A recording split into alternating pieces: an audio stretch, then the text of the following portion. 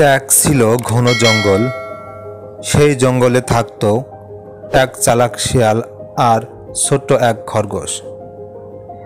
শিয়াল ছিল বুদ্ধিমান কিন্তু একটু স্বার্থপর, আর খরগোশ ছিল ভীষণ ভীতু, তবে অন্তরে সাহস ছিল লুকানো।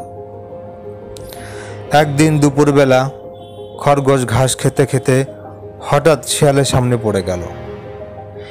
শিয়াল দাঁত বের করে হেসে বলল, আহ, কি সুন্দর খরগোশ, আজ আমার দুপুরের খাবার তো ঠিক হয়ে গেল।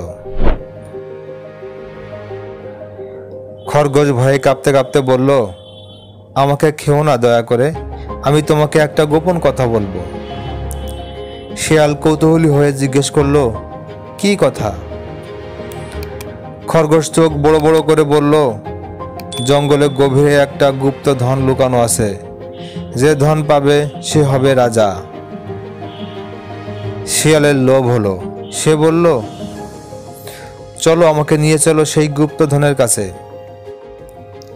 খরগোশ মাথা নেড়ে সম্মতি দিল। দুজনে হাঁটতে হাঁটতে পৌঁছে গেল জঙ্গলের গভীরে এক বড় গাছের কাছে। খরগোশ গাছের গর্ত দেখে বলল, গুপ্তধন এই গর্তের ভেতরেই আছে।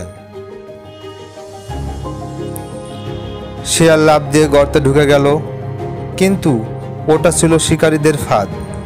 গর্তের ভেতরে লোহার খাঁচা বসানো ছিল। শিয়াল আটকা পড়ে চিৎকার শুরু করলো, বাঁচাও বাঁচাও।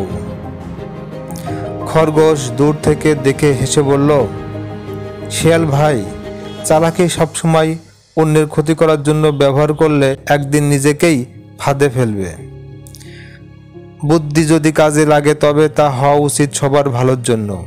শিয়াল ভয় পেয়ে কাঁদতে কাঁদতে বলল, খরগোশ ভাই, আমাকে বাঁচাও, আমি প্রতিশ্রুতি দিচ্ছি আর কখনো তোমাকে বা অন্য কাউকে কষ্ট দেব না।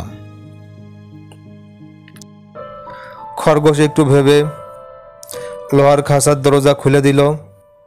শিয়াল মুক্ত হলো, কিন্তু খুব লজ্জা পেল। তারা দুজন দুদিকে চলে গেল।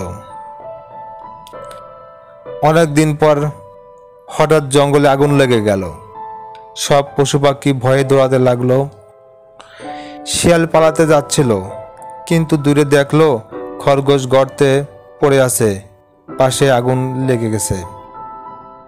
শিয়াল থেমে গেল।